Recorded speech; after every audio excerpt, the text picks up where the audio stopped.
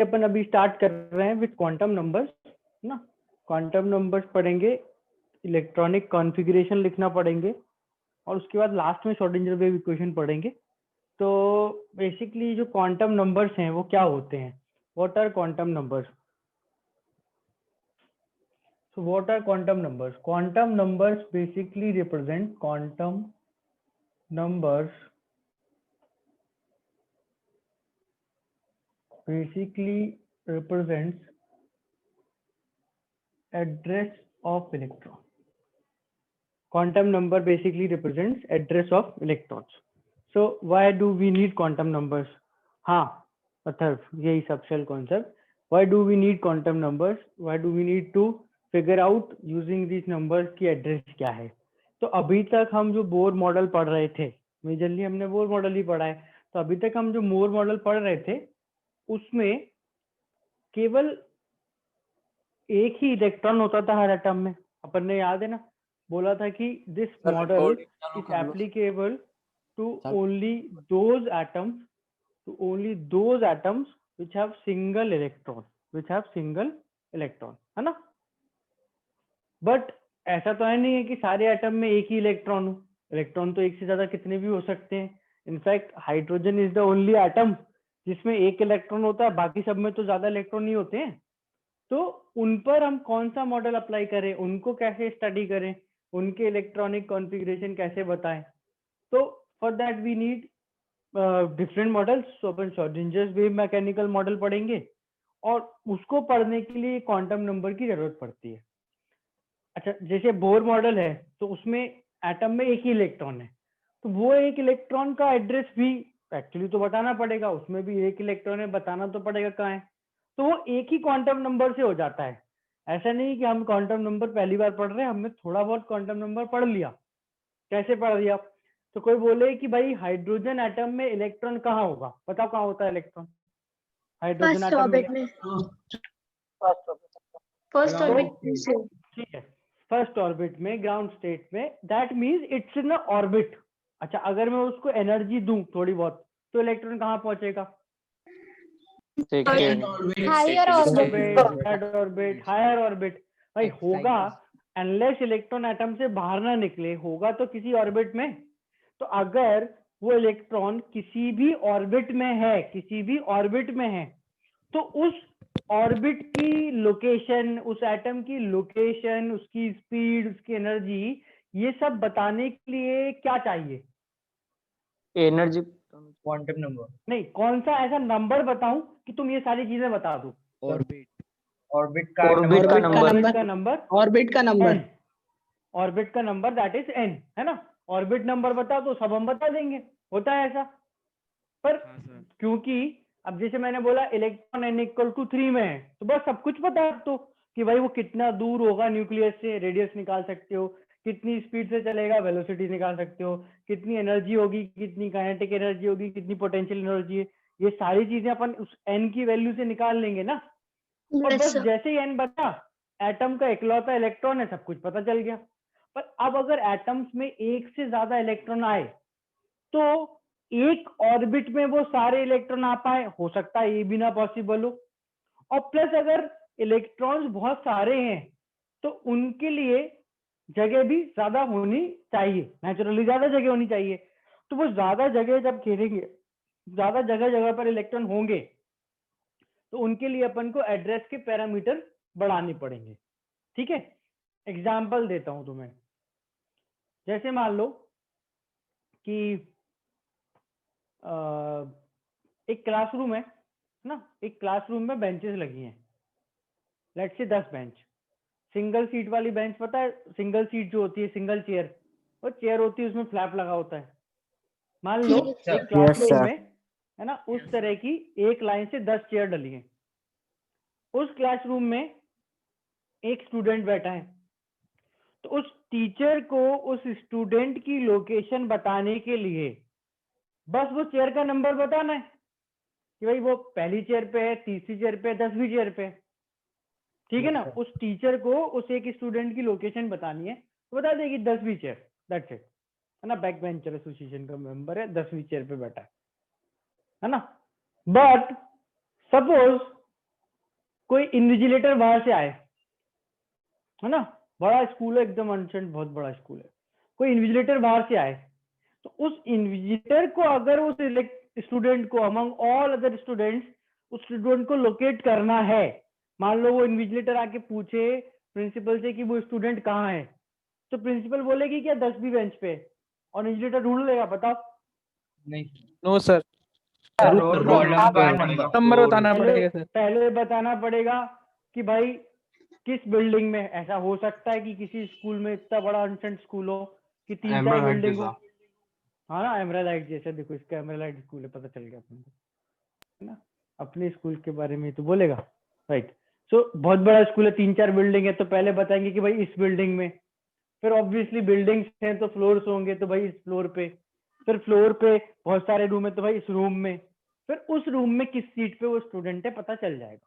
तो इसमें लेवल्स आ गए, तो डिफरेंस समझ आ रहा है कि अगर अगर एक ही लेवल है तो बस वो नंबर बता दो, जैसे एटम में बोर मॉडल के हिसाब से एक ही इलेक्ट्रॉन था और बस ऑर्बिट होते थे, तो बता दिया कौन सा orbit.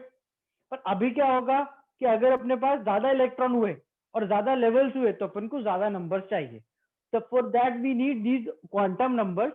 In set of numbers को यूज करके वी कैन फिगर आउट कि जो इलेक्ट्रॉन्स हैं वो कहाँ कहाँ पर, कौन सा इलेक्ट्रॉन कहाँ पर होगा प्रिसाइजली। तो क्वांटम नंबर दिया किसने था? श्रोडिंगर से, वेव इक्वेशन से ही निकला था। इज जस्ट दैट कि अपन इस तरह से पढ़ रहे हैं कि अपन इसका बेस्ट आउटपुट निकाल पाए। आइडियली अपन को वेव इक्वेशन पहले पढ़ना चाहिए, but it's too theoretical and that not that useful. Sir respect to question या अंडरस्टैंडिंग, श्रोडिंगर इक्वेशन अपने लेवल पे बहुत काम की है नहीं, हम पढ़ेंगे तो उसको जितना पढ़ना चाहिए सब पढ़ेंगे, बट हमको जो ज्यादा काम की चीजें पहले उस पर ज्यादा टाइम स्पेंड करना है, which is quantum numbers. They came from Schrodinger wave equation.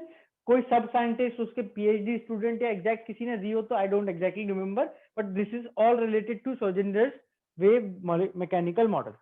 ठीक है ना। ऐसे बोलो कि अरे सर इंटरनेट पे तो वो दिया है, तो इंटरनेट पे तो ऐसा है कि मैं अपना नाम भी डाल सकता हूँ कि मैंने दी थी, कहीं कहीं तो डाल ही सकता हूँ, but it's like not that important कि कौन था एग्जैक्ट साइंटिस्ट। जैसे मार्स की पॉपुलेशन है अपनी 20 बिलियन, मार्स की क्या 20 बिलियन मार्स की? पॉपुलेशन, मार्स की मार्स की क्या बोला बेटा? Population 20 billion.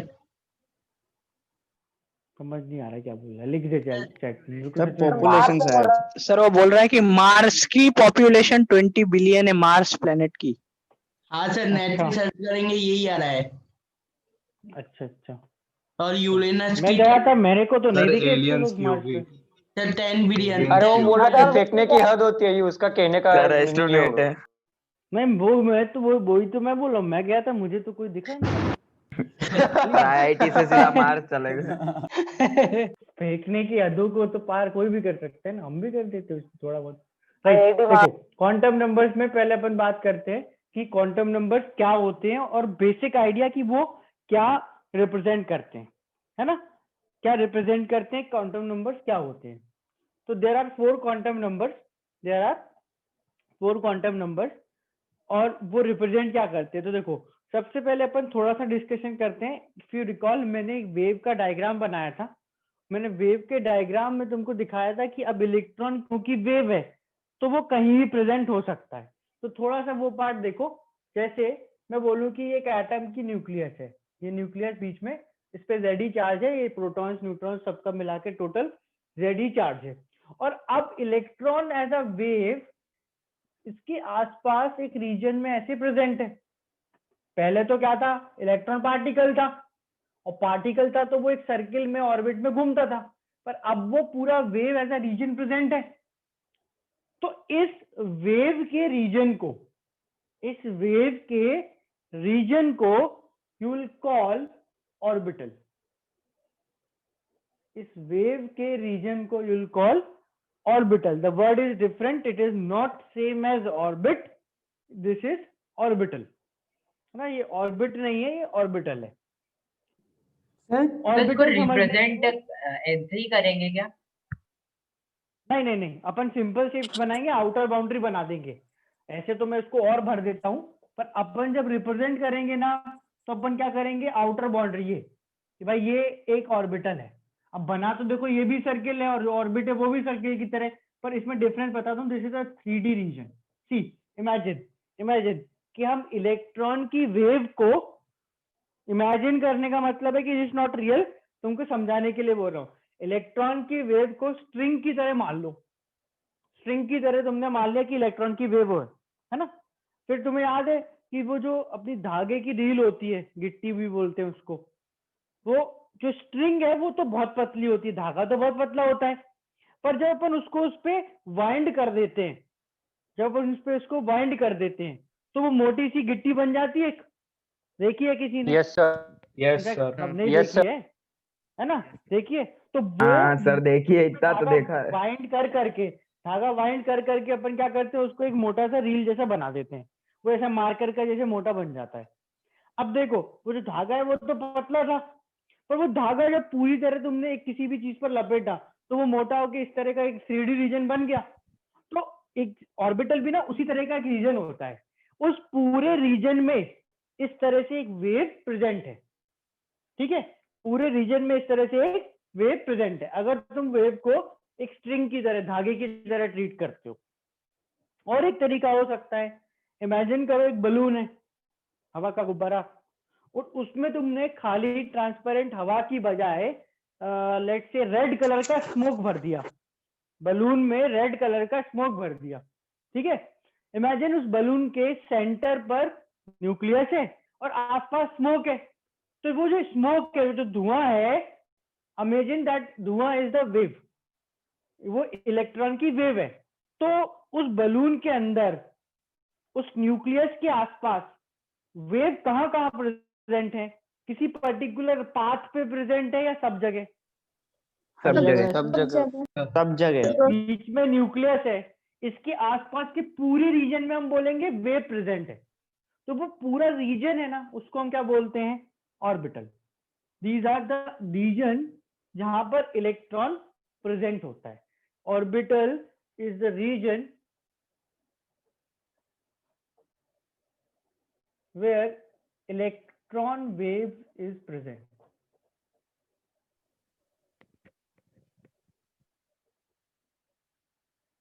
जहां पर इलेक्ट्रॉन की वेव होगी उस रीजन को ऑर्बिटल बोलेंगे। और जहां इलेक्ट्रॉन एज अ पार्टिकल होगा, जहां पर इलेक्ट्रॉन एज अ पार्टिकल होगा वो ऑर्बिट। तो ऑर्बिट यानी कि इलेक्ट्रॉन को बोला पार्टिकल, और ऑर्बिटल यानी इलेक्ट्रॉन को बोला वेव।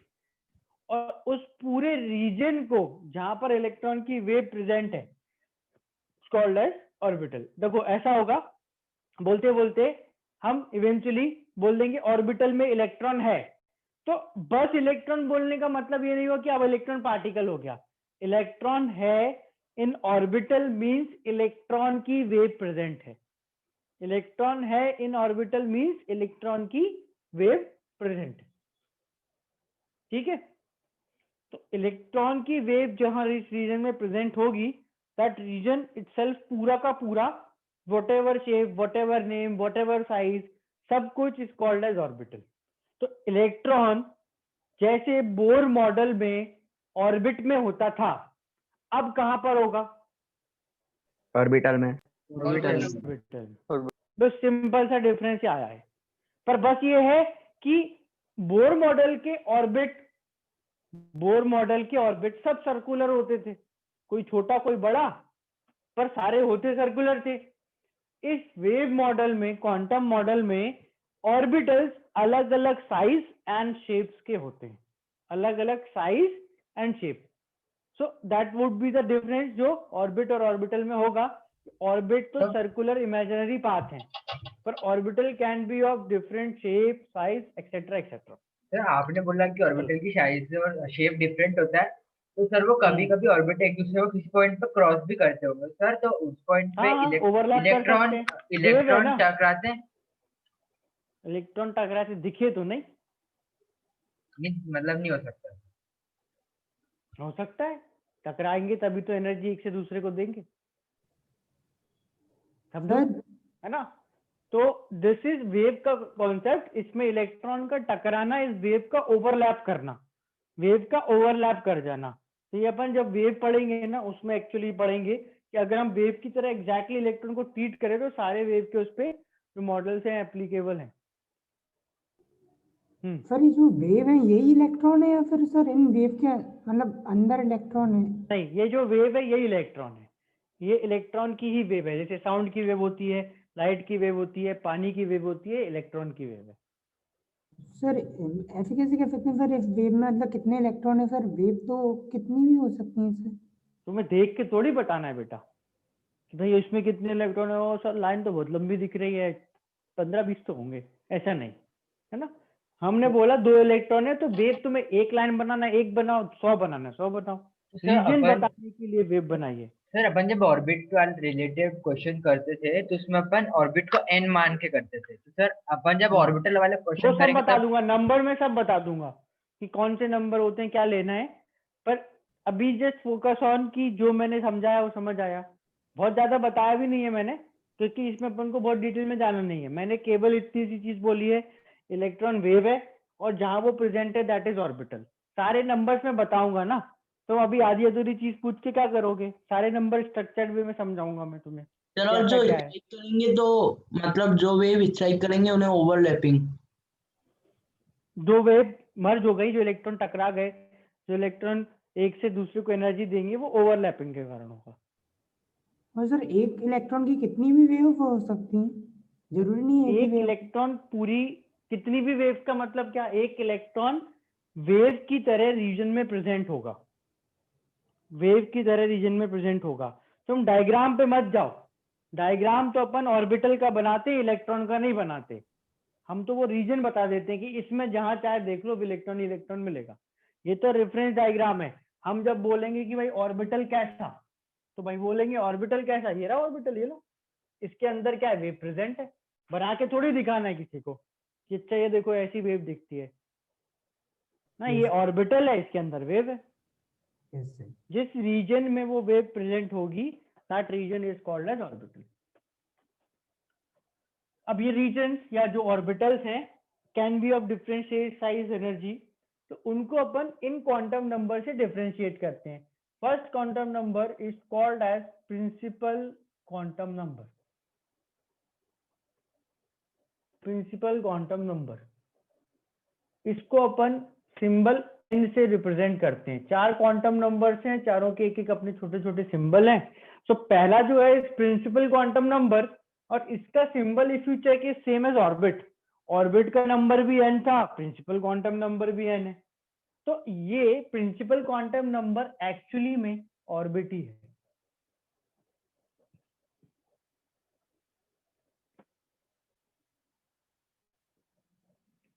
और पीछे जाओ और छोटी क्लास में तो शेल है। This is all same. So basically Bohr model से हमने हाइड्रोजन स्पेक्ट्रम एक्सप्लेन करा, वेव बोर मॉडल से हाइड्रोजन स्पेक्ट्रम एक्सप्लेन करा। तो ऐसा नहीं है कि बोर मॉडल ने हाइड्रोजन स्पेक्ट्रम निकाला, हाइड्रोजन का स्पेक्ट्रम तो होता है ना, हाइड्रोजन का स्पेक्ट्रम तो होता है, वो बोर ने एक्सप्लेन करा यूजिंग इलेक्ट्रॉन एज पार्टिकल। तो एक्चुअली उसका ऑर्बिट का कॉन्सेप्ट गलत तो नहीं हो सकता, इंटायरिटी में तो रॉन्ग नहीं हो सकता ना कि ऐसा कुछ होता ही नहीं। तो बोला कि नहीं, बोर भी ठीक था पर वो ना ज्यादा चीजें नहीं बता पाया। वन ऑफ द मोस्ट या बिगेस्ट ड्रॉबैक क्या था बोर मॉडल का, सबसे बड़ा ड्रॉबैक एक इलेक्ट्रॉन पे अप्लाई, एक हाँ सर, इलेक्ट्रॉन पे अप्लाई। एक इलेक्ट्रॉन पे अप्लाई हो सकता था। है ना।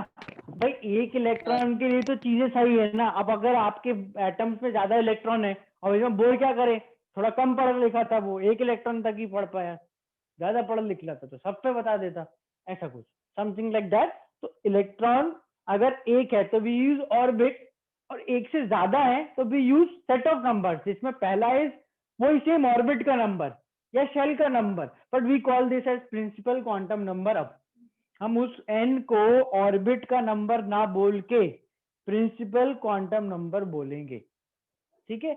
एरिया नहीं निकालेंगे अतर बेटा, वॉल्यूम निकालेंगे, निकाल सकते हैं, है ना। Will see what does this principal quantum number tells us.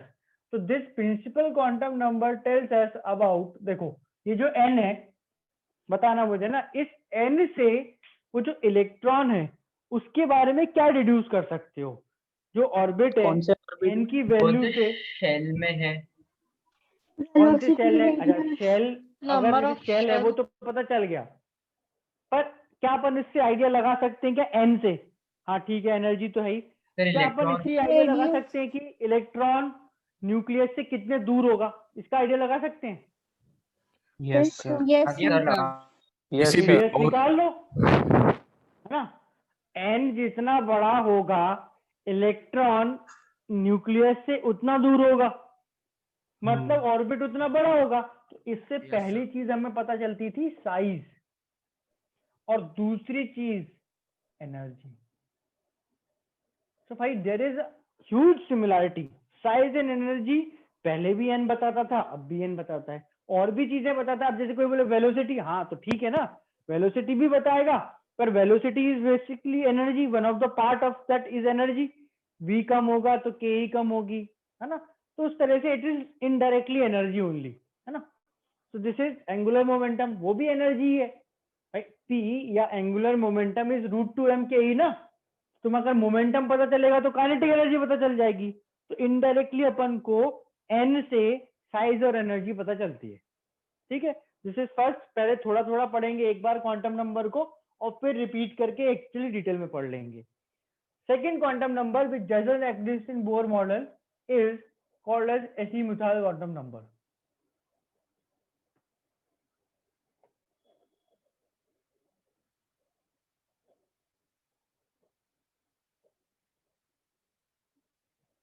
Azimuthal quantum number L tells us about shape.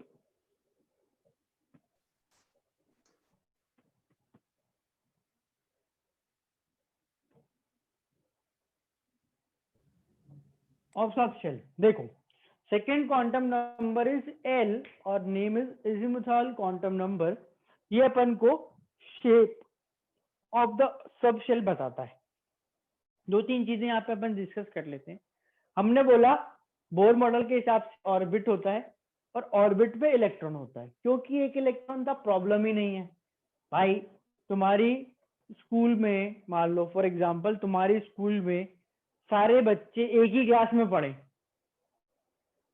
तो एक क्लासरूम बनाओ ना, 50 बच्चे पढ़ते हैं, एक क्लासरूम बनाओ, सब उसमें पढ़ेंगे। समझ में आ रही है बात? कोई प्रॉब्लम ही नहीं है। पर अगर क्लास में, स्कूल में अलग अलग क्लासेस हो जाएं, बच्चे फर्स्ट से लेकर 10th क्लास तक पढ़ते हैं, तो 10 क्लासरूम बनाने पड़ेंगे। ये डिफरेंस समझ आ रहा है? ये तो सबने ऑब्जर्व करा है, स्कूल तो सब गए कि अगर एक ही क्लास होती तो एक क्लासरूम बनाते, पर अगर 10 क्लासरूम्स हैं, 10 क्लासेस हैं, तो 10 क्लासरूम भी चाहिए। तो भाई यहाँ पर भी अब क्या है कि सारे इलेक्ट्रॉन समान नहीं है, अलग अलग हैं। यानी इलेक्ट्रॉन तो इलेक्ट्रॉन है, पर क्योंकि इतने सारे हैं, उनके लिए अपन को केवल एक ऑर्बिट से काम नहीं चलेगा, हमको सब ऑर्बिट्स बनाने पड़ेंगे। उन सब ऑर्बिट को शेल के अंदर प्रेजेंट होने के कारण, मैं वहां देखकर बेटा इसलिए पढ़ा रहा हूं क्योंकि मेरा लैपटॉप बाहर रखा है, हमको तुम्हारी चैट देखनी पड़ती है। इमेजिन कर लो कि तुम मेरे सामने यहाँ बैठे हो, थोड़ा सा इमेजिन कर लो। आई नो अजीब लगता है, बट मेरा लैपटॉप यहाँ पर है, तो I can't help it. Right, सो मैं बोल रहा था कि अगर अपने पास बहुत सारे इलेक्ट्रॉन्स हैं, अपन को बहुत सारी क्लासेस, बहुत सारा जगह चाहिए। तो क्योंकि एक शेल के अंदर, फोकस ऑन दिस, एक शेल के अंदर छोटे छोटे छोटे सब शेल्स प्रेजेंट होंगे, तो वहां से आता है वर्ड सबशेल। ये छोटे छोटे रीजन्स हैं which are present in the shell, है ना। जैसे देखो फॉर एग्जांपल, एनालॉजी समझना बढ़िया से देता हूं कि अगर किसी स्कूल में 10 क्लास हैं, तो तुम 10 क्लासरूम बनाओगे, तो उस 10 क्लासरूम के ग्रुप को क्या बोलोगे? स्कूल। स्कूल ही बोलेंगे है ना, स्कूल बोलेंगे। तो school is group of classrooms, कहना इसे, और भी चीजें होती है स्कूल में, बट इन जनरल ऐसा बोल सकते हैं, है ना। तो वैसे ग्रुप ऑफ सबशेल क्या हुआ? ग्रुप ऑफ सबशेल क्या हुआ? शेल या ऑर्बिट। ऑर्बिट तो अपन वर्ड यूज करेंगे नहीं, अपन शेल यूज करेंगे। So group of subshell is shell, मतलब एक शेल के अंदर सब शेल्स होंगे जिनको मिला के पूरा शेल बोलते हैं, राइट। कितने होंगे, किस शेप के होंगे, विल डिस्कस। अच्छा, नेक्स्ट ये बताता क्या है? तो जैसे अगर मेरे को n की वैल्यू पता चली, it tells us about size and energy. तो n बड़ा होने का मतलब साइज बड़ा होगा, एनर्जी ज्यादा होगी। वैसे ही L की वैल्यू अपन को क्या बताती है, L की वैल्यू क्या बताती है? शेप। शेप। तो अब L की वैल्यू शेप बताती है। देखो अब शेप तो बड़ा छोटा होता नहीं ना, इंसान है, इंसान की तरह ही दिखेगा भाई, सब इंसानों में वही Yes, सब sir. सेम चीजें होती हैं, है ना। तो इंसान, अच्छा पर इंसान छोटा बड़ा हो सकता है, सोच के देखो कि भाई इंसान Yes, सब sir. इंसान है, पर इंसान छोटे बड़े तो होते हैं, कोई छोटा कोई बड़ा, कोई मोटा कोई पतला, ऐसा सब होता रहता है ना। तो वैसे ही इन सब शेल्स के साथ भी है कि है तो सब सब शेल ही, पर वो अलग अलग तरह के हैं, है ना, और छोटे बड़े भी हैं। तो सब शेल्स का जो शेप है that is related to this azimuthal quantum number. तो अपन L की जो वैल्यू है उसके बड़े छोटे या वो एग्जैक्ट वैल्यू क्या है उससे जज नहीं करेंगे।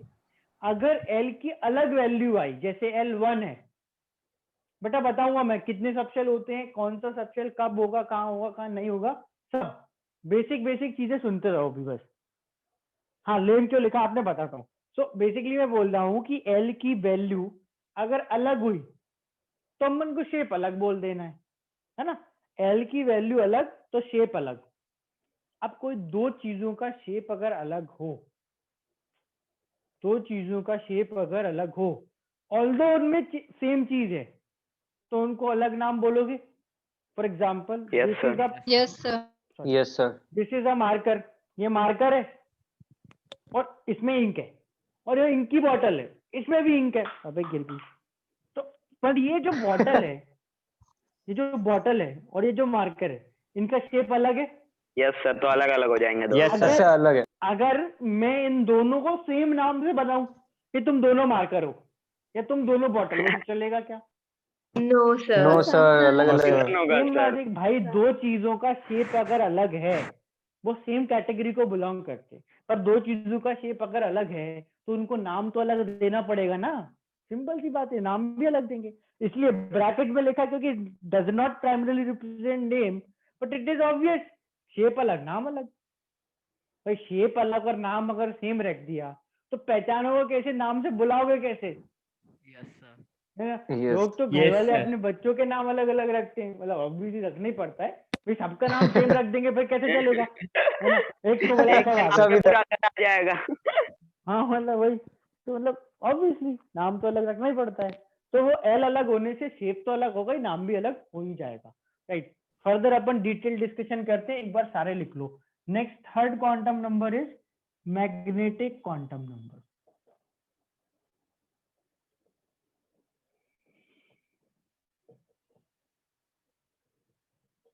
M, this tells us about orientation of orbital. अब देखो ऑर्बिटल की बात आ गई, ओरिएंटेशन ऑफ ऑर्बिटल। अब यहाँ देखो लेवल्स दिखाए हुए हैं। मैंने बोला कि ये सबशेल है, जो सबशेल है इसका ग्रुप क्या कहलाएगा, सबशेल का ग्रुप क्या कहलाएगा? शेल कहलाएगा। शेल, है ना। मैं खूब सारे सबशेल मिला के एक साथ रखूंगा, would be called as shell. उसके नीचे, उस सबशेल के नीचे क्या है? ऑर्बिटल। इन ऑर्बिटल्स का ग्रुप क्या कहलाएगा? सबसेल। सबशेल। ऑर्बिटल का ग्रुप सबशेल, सबशेल का ग्रुप शेल। ये तीन शेल। लेवल्स हैं। और फाइनली ऑर्बिटल क्या होता है? ऑर्बिटल क्या होता है? Sir region where electron waves are region of wave. जहाँ पे इलेक्ट्रॉन वेव प्रेजेंट हो, मतलब इनडायरेक्टली बोलने का मतलब जहां पर इलेक्ट्रॉन प्रेजेंट हो, है ना। तो मतलब इलेक्ट्रॉन होता है ऑर्बिटल में। इलेक्ट्रॉन की तरह से ग्रुप को दो ही होते हैं, ऑल्दो ग्रुप को ऑर्बिटल बोलेंगे। नहीं सी देखो, सब चीजें रिलेटेड है। ये जो प्रिंसिपल क्वांटम नंबर है ये भी ऑर्बिटल का है, ये जो L है ये भी ऑर्बिटल का है, क्योंकि लेवल्स हैं भाई। तुम बोले तुम किस स्कूल में पढ़ते हो, बोले एमरल्ड हाइट्स में, तो हर स्टूडेंट, हर क्लास टीचर, प्रिंसिपल सब बिलोंग्स टू एमरल्ड हाइट्स ना। वो क्लासरूम भी एमरल्ड हाइट्स का है, वो बिल्डिंग भी एमरल्ड हाइट्स की है, वो स्टूडेंट भी एमरल्ड हाइट्स का है। इट्स लाइक ये सबसे बेसिक बड़ी चीज है सब कुछ इसके अंदर है, तो ऑर्बिटल भी इसी को रिप्रेजेंट करेगा, सबशेल भी। पर ये लेवल्स हैं, इलेक्ट्रॉन के ग्रुप को ऑर्बिटल बोलो, ऑर्बिटल के ग्रुप को सबशेल बोलो, सबशेल के ग्रुप को शेल बोलो। एक शेल में सबशेल्स होंगे, सबशेल्स में ऑर्बिटल्स होंगे, ऑर्बिटल्स में इलेक्ट्रॉन होंगे। ऑलॉजी समझो, इंपॉर्टेंट है कि अगर अपन ऊपर से स्टार्ट करें, यहाँ लिख देता हूं, देखो, शेल से स्टार्ट करें तो शेल के अंदर सबशेल, सबशेल के अंदर ऑर्बिटल, और ऑर्बिटल के अंदर इलेक्ट्रॉन्स। सर ये मैग्नेटिक क्वांटम नंबर, तो सर मैग्नेट आ रहा है, मैग्नेटिक शब्द आ रहा है, का कुछ रिलेशन है क्या सर?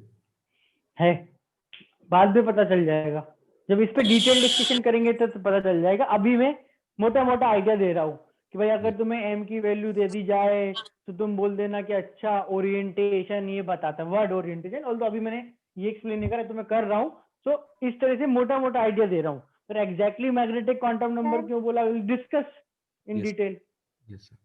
सर बोलो ऑर्बिटल बोलो। के बाद क्या लिखा है? ऑर्बिटल के बाद electrons, no sir. Orbital electron कहाँ पे, यहाँ नो सर, मिल गया। सर जो प्रिंसिपल क्वांटम नंबर है साइज की बात करें, साइज ऑफ ऑर्बिटल है, और सर एनर्जी ऑफ इलेक्ट्रॉन है। Size and energy of subshell होता है वैसे तो, पर ऐसे एनर्जी है तो अब देखो एनर्जी तो सबकी बढ़ जाएगी, जिस इलेक्ट्रॉन अगर वहां पर प्रेजेंट है उसकी बढ़ जाएगी। साइज इलेक्ट्रॉन का तो अपना कुछ साइज होता नहीं है, तो साइज ऑर्बिटल का बढ़ जाएगा। तो अगर तुम्हें याद ही रखना है तो size of orbital, energy of electron, पर वो एन के साथ चेंज होगा फॉर बोथ, है ना। राइट, ओरिएंटेशन की बात कर लेते हैं, क्या होता है। तो magnetic quantum number m represents orientation of orbital. Now हमने बोला कि ये जो सबशेल है इसके अंदर ऑर्बिटल होंगे, रिवर्स वैसे वर्सा, ऑर्बिटल के ग्रुप को सबशेल बोलेंगे, ऑर्बिटल के ग्रुप को सबशेल बोलेंगे। ठीक है, मान लो कि ये जो मार्कर है, ये मार्कर एक ऑर्बिटल है, इलेक्ट्रॉन की वेव इसके अंदर भरी हुई है, दिस इज सम ऑर्बिटल। ठीक है, इसके ग्रुप को हम क्या बोलते हैं, सबशेल। तो मैंने एक ऑर्बिटल लिया, एक और ऑर्बिटल लिया, एक और ऑर्बिटल लिया, मिला के एक साथ रख दिया, ये पूरा क्या बन गया, ऐसे पूरा ये सबशेल बन गया। मैंने ऑर्बिटल को ग्रुप कर दिया, एक साथ ले लिया, है ना। इनमें इलेक्ट्रॉन्स ऑर्बिटल में एक एक में भरे होंगे, पर ये ऑर्बिटल का ग्रुप है, तो दिस इज सबशेल। ऐसे खूब सारे सबशेल्स ले लो, ग्रुप कर दो, would be called as shell, पूरा एटम बन जाएगा। ठीक है, अब देखना जैसे ये सबशेल्स हैं सर, ये ऑर्बिटल्स है, मार्कर्स है ना। तो इन ऑर्बिटल्स को देखना, ये एक ऑर्बिटल है और ये एक और ऑर्बिटल है, इन दो ऑर्बिटल्स में कोई डिफरेंस है क्या? No sir. इनका शेप इनका शेप सेम है, यस इनका शेप सेम है, है ना, शेप सेम है ना। तो मैं इनको दोनों को मार्कर ही बोल रहा हूँ, ब्लैक मार्कर, ब्लैक कलर के दिख रहे। अब बताना कि मैंने इन मार्कर में क्या चेंज करा, इन मार्कर के शेप में कुछ डिफरेंस है क्या? No sir. Orientation no sir. नहीं, तो क्या चेंज करा? उल्टा कर दिया है। डायरेक्शन बोल दो, पर डायरेक्शन से better word is orientation, better word orientation है। तो what I change is the orientation. In markers के शेप में देखो कोई चेंज नहीं आ रहा, वही के वही मार्कर हैं, पर मैं इनको क्या कर रहा हूँ, इनकी डायरेक्शन आगे पीछे, लेफ्ट राइट, ऊपर नीचे कर रहा हूँ, दैट इज ओरिएंटेशन चेंज कर रहा हूँ। तो बस दैट इज योर एम। तो एम क्या रिप्रेजेंट करेगा, ओरिएंटेशन। ना एम की वैल्यू से कौन सी ओरिएंटेशन होगी ये बहुत बार नहीं पता चलता। इंपॉर्टेंट क्या है, समथिंग लाइक एल। अब जैसे एल की वैल्यू है, तो एल की वैल्यू छोटी और एल की वैल्यू बड़ी, तो एल की वैल्यू बढ़ने से शेप बड़ा होगा क्या? कोई शेप जो है वो बड़ा छोटा होता है क्या? शेप नो सर, शेप तो डिफरेंट होता है, शेप तो अलग होते हैं, साइज बड़ा छोटा होता है ना। समझ रहे हो, तुम सोच के देखो, समझ आएगा। हाँ, शेप तो अलग होते हैं, कि शर्ट और पैंट अलग तरह की चीज है, पर पैंट्स में बहुत सारे साइज आएंगे, शर्ट्स में बहुत सारे साइज आएंगे, है ना। शेप छोटा बड़ा नहीं होता, शेप तो डिफरेंट है, तो एल की अलग वैल्यू अलग शेप बताएगी। ऐसे ही एम की अलग वैल्यू क्या बताएगी? ओरिएंटेशन। अलग अलग ओरिएंटेशन। अलग ओरिएंटेशन। जैसे मैंने बोला एम की वैल्यू 1, तो ये ओरिएंटेशन। तो ये इस वाले ऑर्बिटल के लिए एम की वैल्यू 1 होगी क्या? नो सर मैंने तो इसकी 1 नहीं होगी ना, ओरिएंटेशन बता दी। क्या होगी? कुछ भी ले लो, कुछ भी हमें फर्क नहीं पड़ता। हमको वैल्यू इतनी इंपॉर्टेंट नहीं है, वैल्यू का अलग होना इंपॉर्टेंट है कि दिस इज 1, दिस इज 0 और -1 और 2 और वॉट एवर यू लाइक। फंडा समझ आ रहा है कि वैल्यू में नंबर हमेशा इंपॉर्टेंट नहीं है, नंबर का अलग होना इंपॉर्टेंट है। एन में ऐसा नहीं है, एन में एक्चुअली लिटरली नंबर की वैल्यू बड़ी होना रिप्रेजेंट ज्यादा साइज, बड़ा साइज, बड़ी energy. But in this L और M it is different. M और एल में थोड़ा अलग होता है, एम और एल में इट्स डिफरेंट होना कि एल की अगर वैल्यू अलग तो सब शेल का शेप अलग होगा, और एल की एम की वैल्यू अलग तो उस ऑर्बिटल की ओरिएंटेशन अलग होगी। और वो जब अपन वैल्यूज लिखना समझेंगे और अच्छे से देख लेंगे। पर ये जो मैं समरी से छोटी सी लिख रहा हूँ ना, this is important as per कि तुम इससे हमेशा पिक कर सकते हो कि अच्छा ये प्राइमरीली ये बताता था, उसमें ऊपर नीचे कुछ जगह देख लेंगे, बट मोर और लेस ये चीज ये बताएगी। Size and energy by n, shape by l, and then orientation by m. Last and fourth, spin quantum number.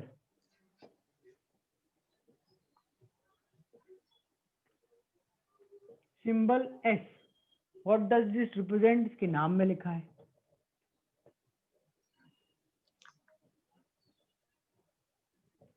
Spin of electron, spin quantum number s, spin of electron. This is only for electron. ये जो spin quantum number है केवल electron के लिए होता है, केवल electron के लिए है। बाकी जो 3 क्वांटम नंबर हैं वो इलेक्ट्रॉन के भी हैं, बाकी जो क्वांटम नंबर है वो इलेक्ट्रॉन के भी हैं, और साथ में ऑर्बिटल, सबशेल और शेल के भी हैं। पर ये जो 4th क्वांटम नंबर है, this only belongs two electron.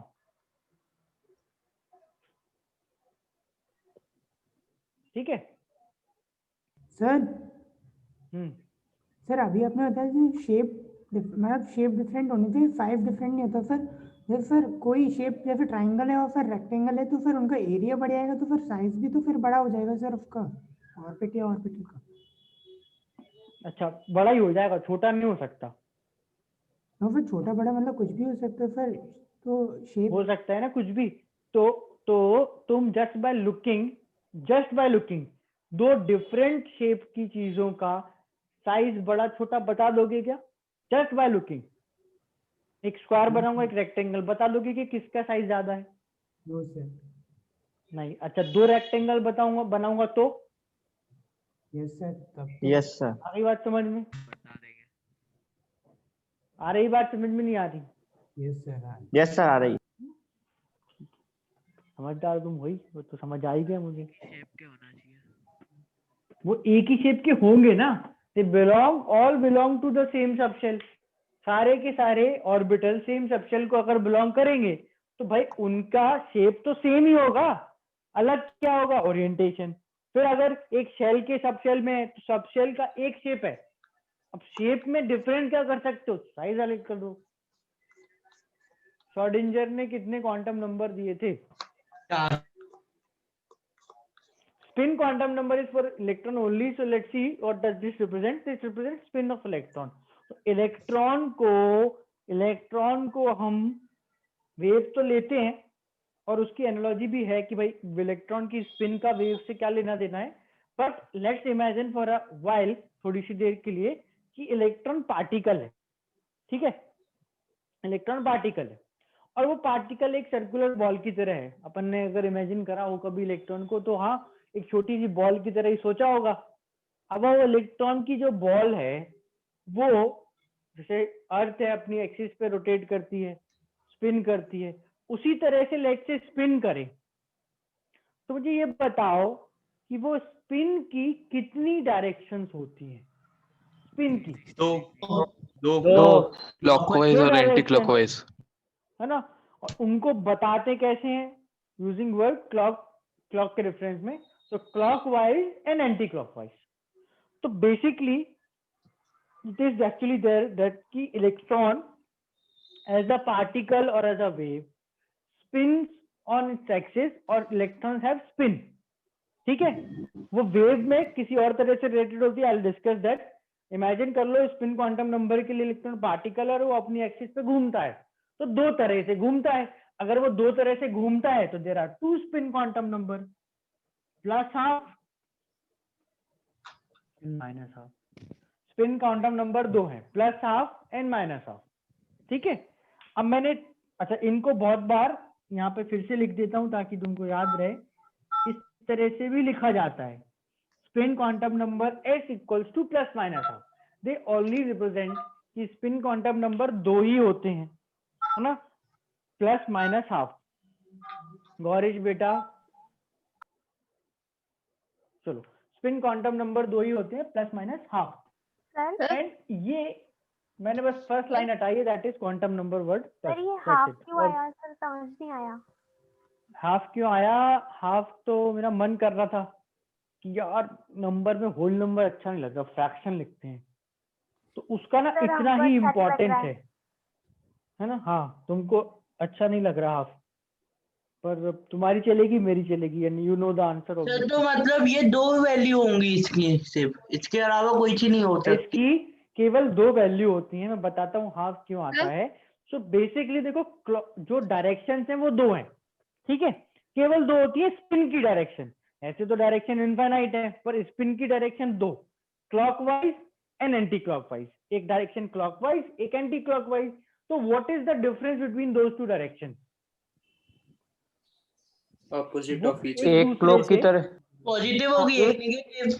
Positive negative. एक नहीं, पॉजिटिव नेगेटिव तो different. Again positive negative is clockwise. ये बताओ, अच्छा तुम बताओ कि जो क्लॉकवाइज डायरेक्शन है वो पॉजिटिव होती है क्या? No sir. No sir, opposite होगी डायरेक्शन. नेगेटिव अगर कोई बोले पता हाँ हाँ हाँ हाँ क्लॉकवाइज पॉजिटिव है, मुझे अच्छी लगती है और मेरे हिसाब से पॉजिटिव है, अपन को भी क्लॉक की तरह घूमना चाहिए, है ना, अपनी एक्सिस पे एक टांग पे. तो ऐसा नहीं है ना, वो सब रिफरेंस की में है. जैसे तुमने बोला क्लॉकवाइज पॉजिटिव, तो एंटी क्लॉकवाइज क्या हुआ? नेगेटिव. और किसी ने बोला नहीं क्लॉकवाइज आज से नेगेटिव, तो क्लॉकवाइज नेगेटिव, तो एंटी क्लॉकवाइज क्या हो गया? पॉजिटिव. ये तो रेफरेंस में हुआ ना एक दूसरे के, ये तो एक दूसरे के रेफरेंस में हुआ, अपोजिट टू ईच अदर हुआ. आ रही बात समझ में नहीं आ रही? Yes, ये sir. एक दूसरे के अपोजिट है, ये एक दूसरे के अपोजिट है.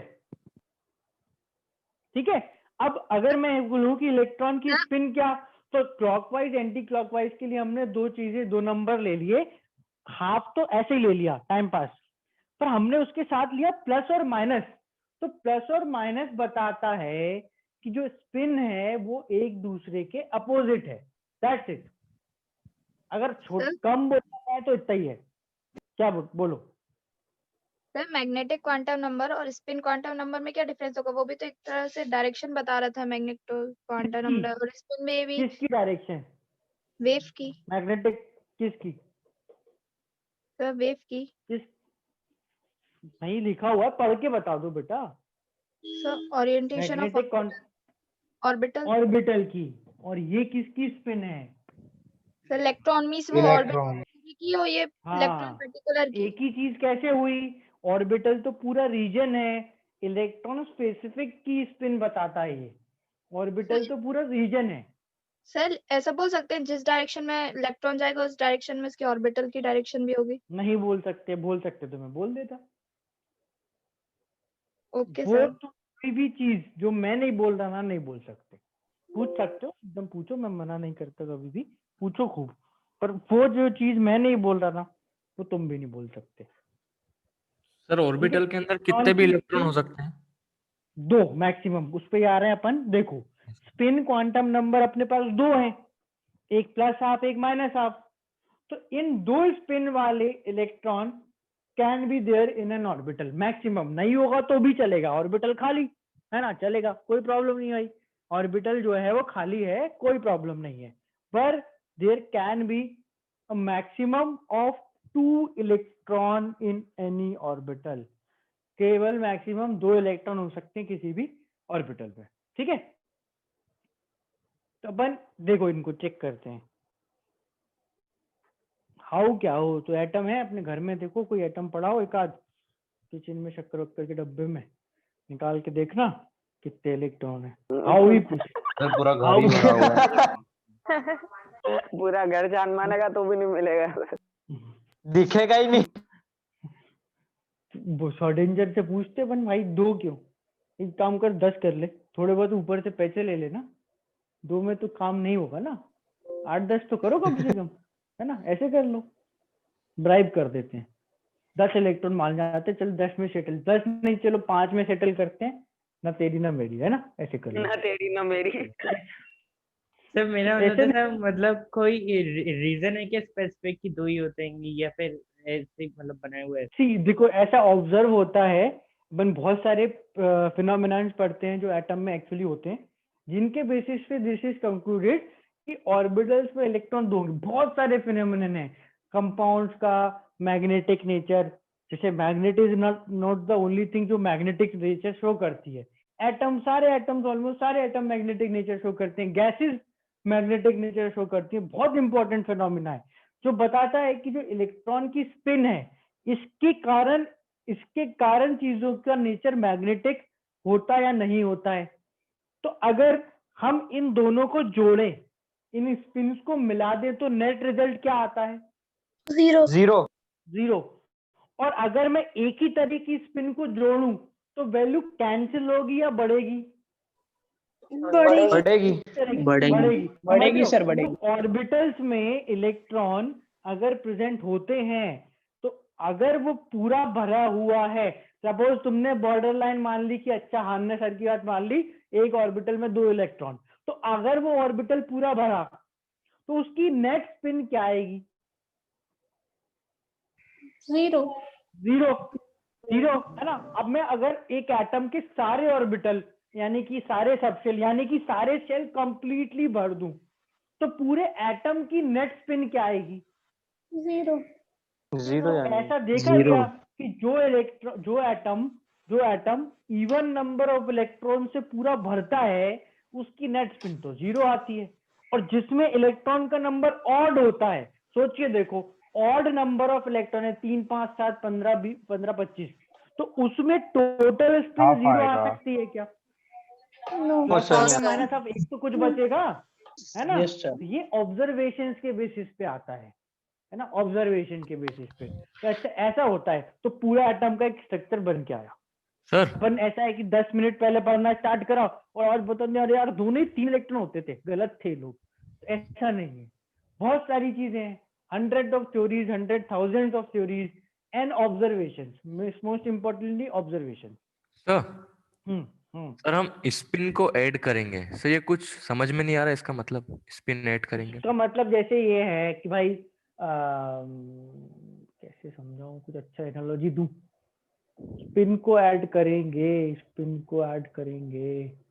यार, रोटेशन की डायरेक्शन में सर फोर्स ऐसा कह सकते हैं ना कि एक राइट एक लेफ्ट जा रहा है तो उसका सम 0 हो जाएगा।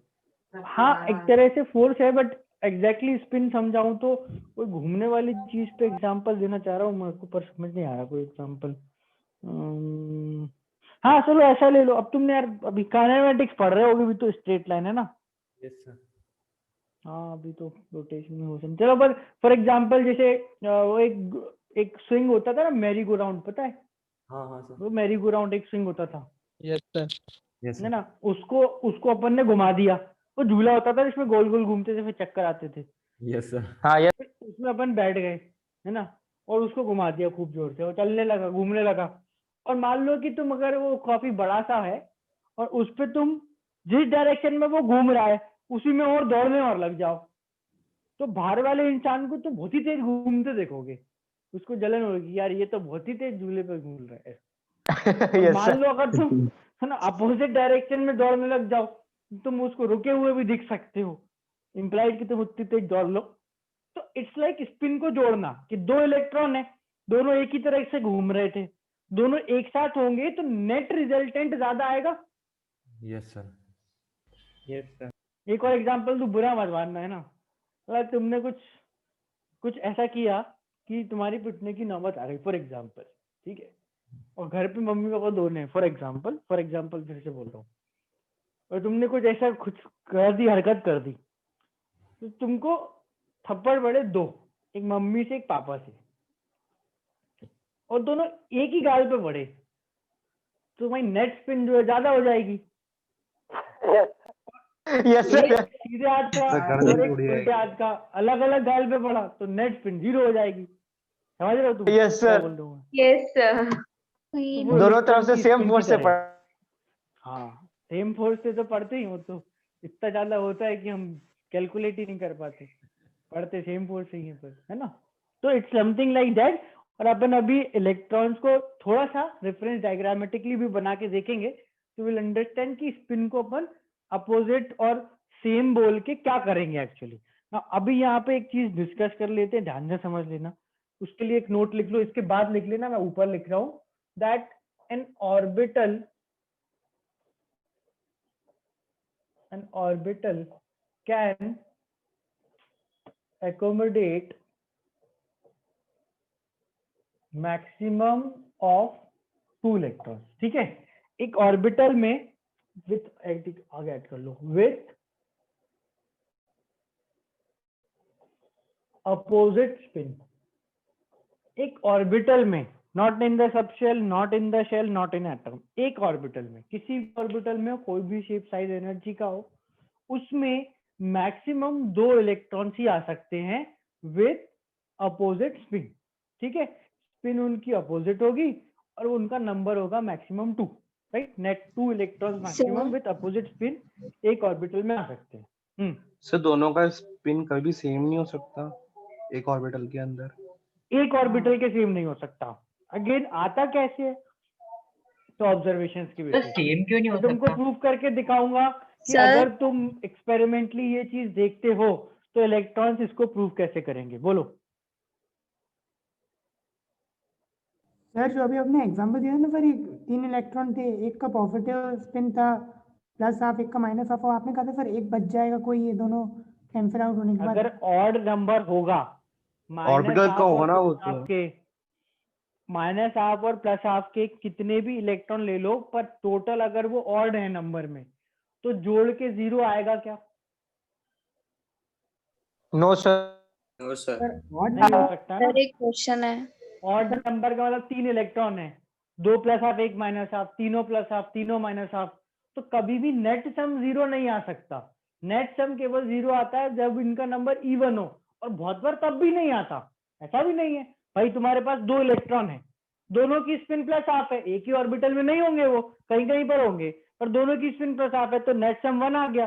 दोनों माइनस हाफ, नेट सम -1 आ गया, है ना?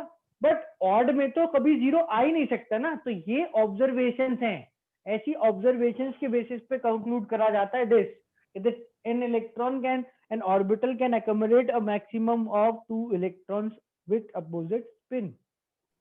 सर जब एक ऑर्बिटल में 2 ही इलेक्ट्रॉन होंगे सर, तो 3 कैसे आप बता रहे थे सर अभी ऑड नंबर नहीं वाले? बता रहा था बेटा, तुम ध्यान से नहीं सुनते हो और फिर तुम खुद कंफ्यूज हो जाते हो। मैं बोल रहा था एटम में 3 इलेक्ट्रॉन है या 5 है या 7 है, तो कभी भी उन सबकी स्पिन मिला के नेट 0 हो पाएगी क्या? No sir. तो कभी ऐसा हो नहीं हो सकता है कि पाएगी। अपने पास लास्ट शेल है, अपना सारे शेल फिल हो चुके हैं, और लास्ट शेल में दोनों सिमिलर काइंड ऑफ स्पिन के हैं अपने पास इलेक्ट्रॉन, तो क्या लास्ट शेल में वो दोनों आएंगे कि अलग अलग ही रहेंगे वो? अभी अपन ने ये चैप्टर खत्म कर रहे हैं क्या अपन टॉपिक? नहीं सर। जब कर रहे हो तो पूछना ये चीज, अगर जरूरत पड़े तो, है ना? कोई तुम पे कंपल्सन नहीं है, पर तुम्हें जरूरत लगे तब तो पूछ लेना। सर? हाँ बेटा। सर एक ऑर्बिटल में एक ही इलेक्ट्रॉन रहता है क्या? नहीं, मैक्सिमम 2, या एक भी हो सकता है या खाली भी हो सकता है। Okay sir. 2 मैक्सिमम, या एक या खाली, है ना? Right. So basically opposite spin में हमने 2 क्वांटम नंबर दिए। अब इसमें एक लास्ट चीज फाइनल, फिर इसको खत्म करते हैं स्पिन को। कि मैंने बोला स्पिन क्वांटम नंबर 2 होते हैं और एक दूसरे के अपोजिट प्लस एंड माइनस, तो हम उस क्लॉकवाइज और एंटी क्लॉकवाइज को या एक पर्टिकुलर पकड़ के चलते हैं कि भाई जैसे मान लो इलेक्ट्रॉन की स्पिन है क्लॉकवाइज, तो क्लॉकवाइज मतलब कौन सा spin quantum number, plus half या plus minus half? Half. Plus half. क्यों माइनस हाफ क्यों नहीं? माइनस में तो एंटी क्लॉकवाइज हो जाएगा। सर कोई सा भी हो सकता है। सर हमने कोई भी प्लस हो लिया सकता है है, सर, कोई भी हो सकता है। हमने प्लस लिया भाई है। तुमने बोल दिया कि सर प्लस हाफ नहीं, क्योंकि माइनस तो एंटी क्लॉकवाइज हो जाएगा। तो ऐसा क्यों भाई? माइनस आपको क्लॉकवाइज बोलूं तो प्रॉब्लम क्या है? सर वो यूजुअल हम अरे देखते हमारे हैं सर मैंने नंबर fields लाइन में। के हिसाब से देख लिया था, सॉरी यूजुअल सर। बेटा तुम अभी तुमने क्या देख लिया ऐसा कि ये usual plus half is clockwise? Sir क्या देख लिया ऐसा, नहीं बताओ सर, कहाँ अब यूजुअल अरे देख सर लिया? मैंने ना नंबर लाइन अभी से तक जोड़ के देख लिया सर इसको। अभी तक तुमने कब कहाँ पे कुछ भी प्लस हाफ नंबर को नहीं क्लॉकवाइज कहाँ देख लिया? नहीं सर, बिल्कुल ऐसा सही भी कुछ बताओ। प्लस से रिलेटेड चीजें आती है तो हम उसको क्लॉकवाइज बोलते हैं, प्रॉपर चीजें आती है तो, और उससे एंटी आती है तो वो उसको माइनस। फीलिंग तो देखो, फीलिंग को तुम्हें डिनाई नहीं कर रहा मतलब यस, मैं तो मना ही नहीं वही कर रहा, फीलिंग मुझे के भी ऐसे हिसाब से लगता बोल था। रहा सर मैं। ठीक है, परफेक्ट, बढ़िया है। पर ऐसा होता नहीं, अपनी फीलिंग हर जगह सही थोड़ी होती है ना? हाँ this can represent either of quantum number can represent either spin. Either का मतलब कि अगर हम प्लस हाफ को क्लॉकवाइज बोल दें, जो कि हमारी मर्जी पे है, तो माइनस हाफ एंटी क्लॉकवाइज हो जाएगा। दैट मीन्स कि अगर हम एक इसको फिक्स करते हैं तो दूसरा अपने आप फिक्स होता है, वो तो होना ही है। ये दो साइन अपोजिट बताते हैं और एंटी और क्लॉकवाइज भी अपोजिट होते हैं, पर किसको कौन सी वैल्यू देना है ये फिक्स्ड नहीं है। बात समझ आ रही है? अच्छे से समझ लो, इसमें क्वेश्चन आता है ना? Plus half and minus half represent two opposite spin of electron, not particular, like not in particular. समझ लो कि अगर प्लस हाफ है तो कैन बी क्लॉकवाइज और एंटी क्लॉकवाइज, माइनस हाफ है कैन बी क्लॉकवाइज और एंटी क्लॉकवाइज, कोई पर्टिकुलर स्पिन नहीं है ना? जैसे इलेक्ट्रॉन की स्पिन सबएटॉमिक पार्टिकल की नहीं होती है। अब एटम में घूम भी सकता है अपनी मतलब इस एक्सिस पे, बाकी सब एटॉमिक पार्टिकल तो प्रोटॉन और न्यूट्रॉन बाकी भारी है ना, तो नो नॉट। पर ये स्पिन क्वांटम नंबर जो है वो एक दूसरे के अपोजिट है, बस अपन को इसी को ध्यान रखना है। एक स्पिन क्वांटम नंबर के साथ कोई पर्टिकुलर वैल्यू अटैच नहीं करनी है। क्लियर है? Yes sir. क्लासिकल फिजिक्स से इसका कोई सिग्निफिकेंस नहीं है, कोई सिग्निफिकेंस नहीं है हाफ का, और कोई मतलब वैल्यू का कोई सिग्निफिकेंस नहीं है। साइन का है बस, कि साइन अपोजिट मतलब स्पिन अपोजिट, दैट्स इट बस इतना।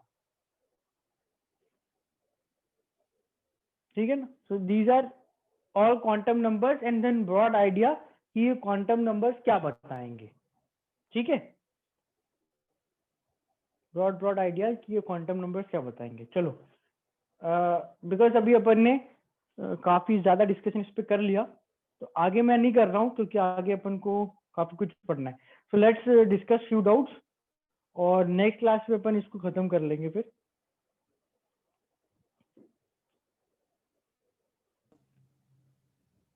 सर एक्सरसाइज का question number 19। Sir question number 26। Yes sir, question number 26।